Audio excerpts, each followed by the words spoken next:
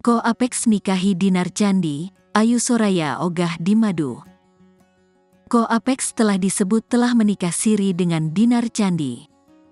Istri pertama Ko Apex yang bernama Ayu Soraya menolak untuk di Madu. Ayu Soraya juga bilang sang suami tidak minta izin saat akan nikahi Dinar Candi. Ayu Soraya menyebut jika suaminya, Ko Apex telah menikah siri dengan Dinar Candi. Pernikahan keduanya tidak diketahui pasti oleh Ayu Soraya, namun Ko Apex sudah mengisyaratkan telah menjalin kasih dengan disjoki Dinar Candi. Bahkan Ko Apex sendiri dinilai sudah tidak yakin akan hubungan rumah tangganya dengan Ayu Soraya setelah menikah siri dengan Dinar Candi.